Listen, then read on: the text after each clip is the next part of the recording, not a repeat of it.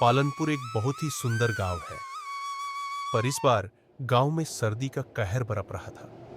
रातें इतनी कड़की कि हवा सांसों को काटती। गांव में ज्यादातर घर मिट्टी के थे। ठंड के कारण रात को हर घर के बाहर अलाव जलता। लोग उसके चारों तरफ घेरा बनाकर बैठते। राम प्रसाद गांव का सबसे नेकदिल आदमी था। वह दिन भर खेत में हल चलाता। उसकी पत्नी लक्ष्मी घर चलाती। उसके 3 बच्चे हैं। बड़ा बेटा विजय 14 साल का, छोटी बेटी रानी 10 साल की और सबसे छोटा बेटा मोहन सिर्फ 6 साल का। रामप्रसाद बच्चों को बहुत प्यार करता। हर शाम अलाव के पास बैठकर उन्हें हंसाता खिलाता। जी, इस बार की ठंड तो हड्डियां चीर रही है। लकड़ियां तेजी से खत्म हो रही हैं। पिछले साल से कम थी और अब तो आधी भी नहीं बची। पिताजी, मैं आपके साथ जंगल चलूंगा लकड़ी काटने। ठीक है। ठंड और बढ़ने से पहले मैं जंगल से लकड़ियाँ काट लाऊंगा बेटा। तू अभी छोटा है। ठंड बहुत है। मैं अकेला चला जाऊंगा। तुम घर पर ही रहना। लेकिन अगले कुछ दिनों में ठंड और बढ़ गई। लकड़ियां खत्म होने की कगार पर थी। एक रात अलाव बुझने को हुआ। घर में ठंड की लहर दौड़ गई। रामप्रसाद का छोटा बेटा मोहन अचानक बीमार पड़ गया। उसे तेज खांसी होने लगी, सांस फूलने लगी। मोहन को सांस की तकलीफ हो रही है। वैद्य का घर गांव के दूसरे सिरे पर है। इतनी रात को, इतनी ठंड में कौन जाएगा? तुम चिंता मत करो। मैं अभी जाकर दवा ले आता हूँ। जब तक तुम मोहन का ख्याल रखना। रामप्रसाद ने एक छोटी सी मशाल जलाई और घर से निकल पड़ा। बाहर हवा का तूफान था। ठंडी हवा चेहरे को सुन्न कर रही थी।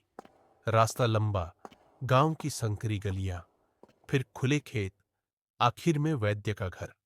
आधी रात गुजर चुकी थी। रामप्रसाद तेज कदमों से चल रहा था। पैर भारी हो रहे थे। अचानक रास्ते में उसे एक बूढ़ा आदमी दिखा।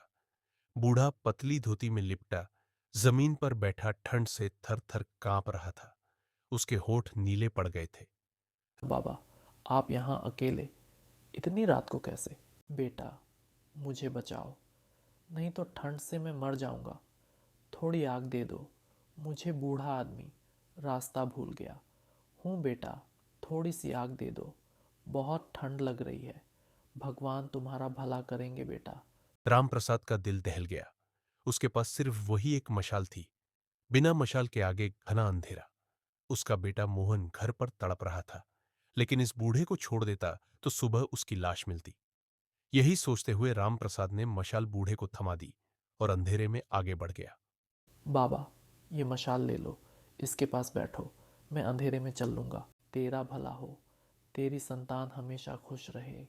अब ठंड सीधे हड्डियों में घुस रही थी। हाथ पैर सुन्न। कई बार लड़खड़ाया, गिरते गिरते बचा। मोहन की खांसी की आवाज कानों में गूंज रही थी। वह दौड़ने लगा। आखिर वैद्य का घर दिखा और वह वहां पहुंच गया।